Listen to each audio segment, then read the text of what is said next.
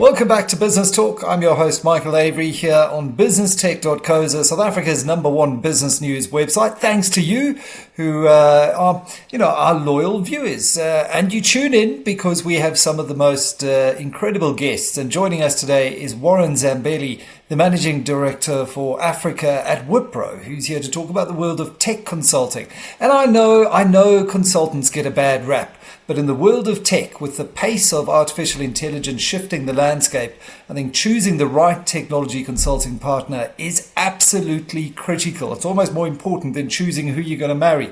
Now, with over 2 decades of experience across various sectors, Warren's insights are sure to shed light on Wipro's operations and the impact that it's having in the African region. Warren, welcome to the show.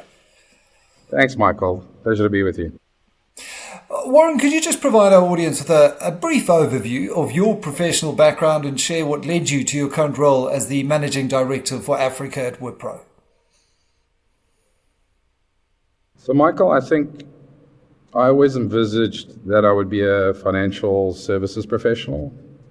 I was actually afforded quite a broad spectrum of exposure in various front office environments, both in banking and capital markets.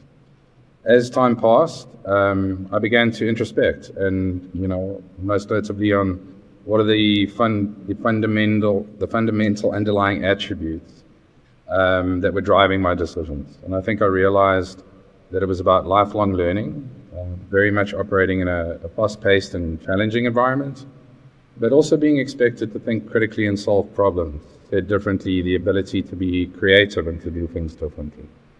That's when I became a little bit more conscious with respect to my decision making, and I started my journey in management consulting.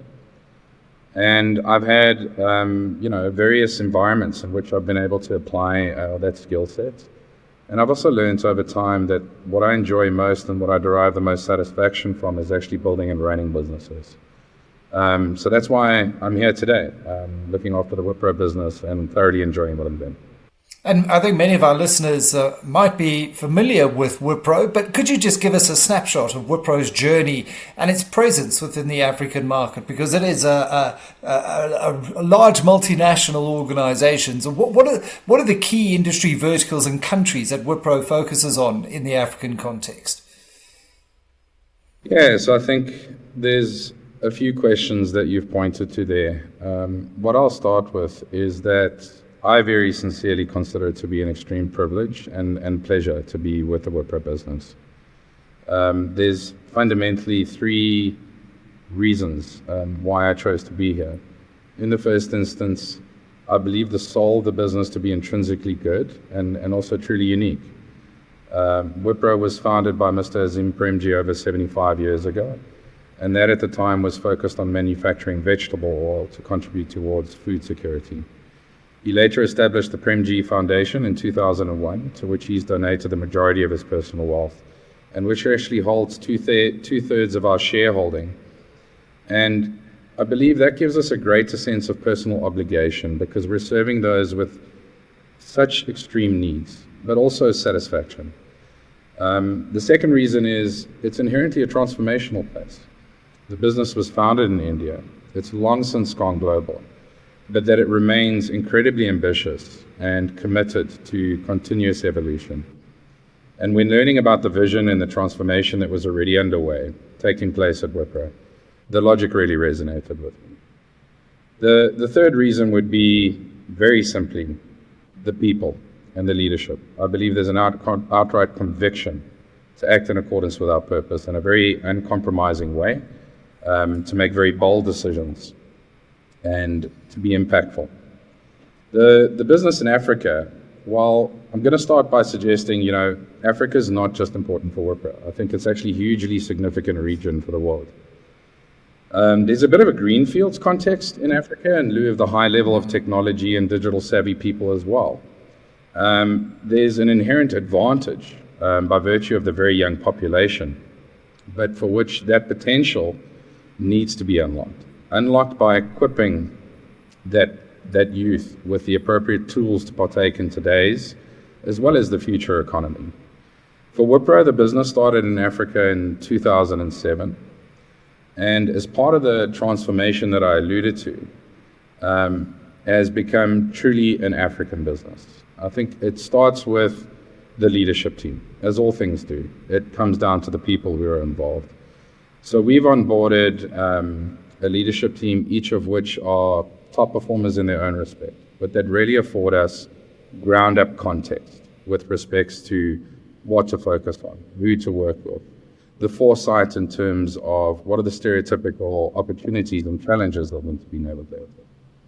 That's coupled with an uncompromising appetite and desire to operate across the continent, to focus on what are the strategic assets that are enabling the economy, and to go fetch that business and to afford people options they otherwise perhaps might not have been afforded. Of course, that growth is directly contingent upon hiring and the generation of new talent pools, centered on strong local presence to contribute towards that economic development. You also pointed to what are some of the conversations that we're having, what are some of the focal points? And, we've adapted our business to align with what we've branded as themes. We're quite keen to use language which is more compatible with our client partners. So we talk about subjects such as experience transformation or data and analytics or core business transformation, managed services and so on. The needs that I'm observing and what a lot of people are pointing towards is a desire for improved intelligence, ultimately the knowledge of their audiences and how to better manage their business and meet their customers in the marketplace. The evolution of operating models, and that it further enables customer centricity via a more modular and agile business to empower employees to make an impact. Risk and cybersecurity to protect strategic assets and safeguard their customers, as well as the cloud wave. And as a first phase, many are still understanding how to make this a reality and what advantages can be realized and how they go about doing that. Now, this all speaks to hugely transformative work. And in my travels in Africa, the one sometimes critique of specifically South African businesses going into the continent is that they do tend to sometimes approach it as if they've got all the answers. And the successful businesses and consultants have been the ones who've realized that there is a need for local partnerships. So I'm really pleased to hear that you put that at the center. When it comes to transformations, they're obviously central to business growth. What, in your perspective, are the essential ingredients for a successful transformation program? I think to your point, it's largely circumstantial. You need to, in the first instance, understand that marketplace, the different role players, ultimately the underlying needs that you're aiming to address.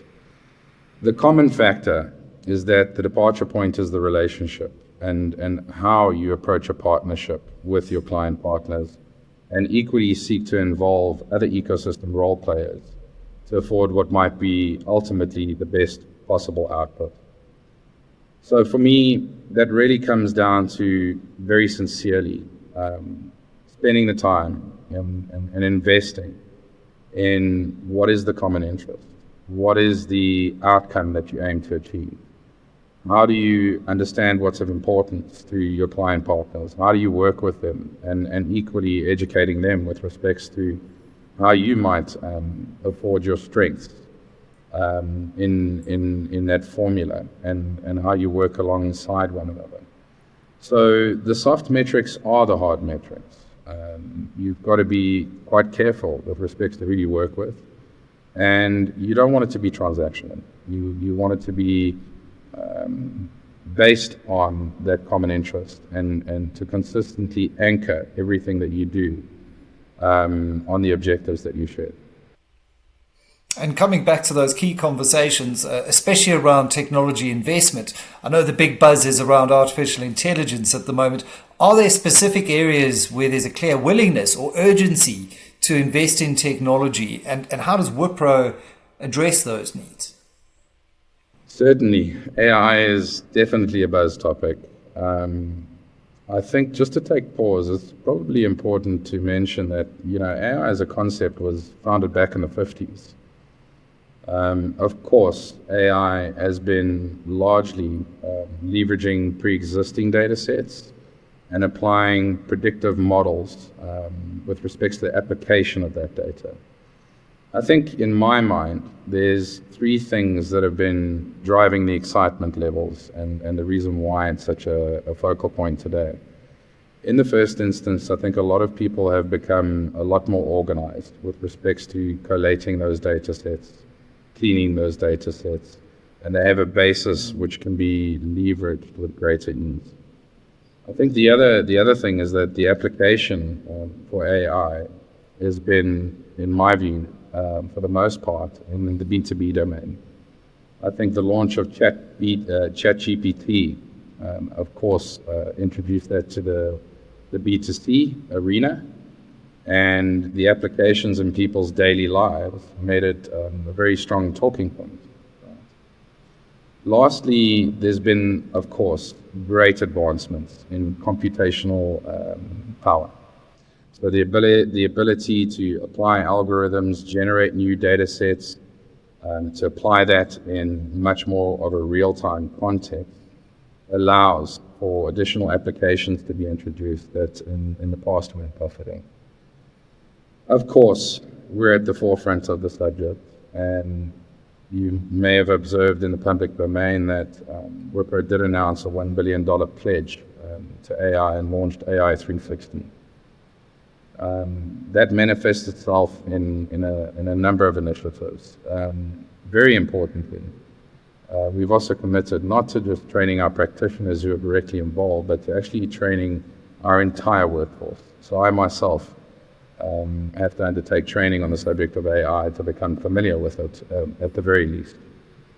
But that we have launched an AI Center of Excellence, which is looking into what are some of those applications that perhaps we leverage internally, equally in those services that we provide to our clients, as well as running alongside the engagements to provide them support, as well as an academy to formalize some of that training and to inject it into the business more broadly, and as well as AI platforms, platforms that can be leveraged and consumed for specific applications in various sectors or for particular functions. Very interesting. As technology chefs, you have to eat your own cooking, and it's very interesting to see how you're embedding AI into the DNA of the organization as well through the initiatives that you've just mentioned. Just lastly, as we look ahead, Warren, what can we expect from Wipro in Africa in the coming year? We're obviously immensely excited for what lies ahead. We've worked incredibly hard, and I believe we've made some significant strides of late. You may have heard of the launch of our office in Cape Town, equally that we'll be extending that. But without disclosing any particular strategy or particular initiatives, I'll go back to what I mentioned earlier, and I think the discipline, which we're very focused on, is that consistent establishment of new relationships, as well as deepening those relationships that have already been formed, for the purposes of having a greater understanding of those who we work with, to co-create and come up with better answers. And for us, we just aim at extending our participation with all of our client partners, ecosystem partners, and across more markets in Africa as time passes. Well, with that value system, it's certainly unsurprising to see the kind of growth that you're achieving in the African market, because it is really about exactly those shared values that we see in Africa around partnership and being a true player, not just transactional, which I think many South African businesses in particular have gone into Africa and been burnt by. So thank you, Warren, for sharing those valuable insights and shedding light on Wipro's operations and indeed aspirations in the African market. It's always a pleasure having you on Business Talk.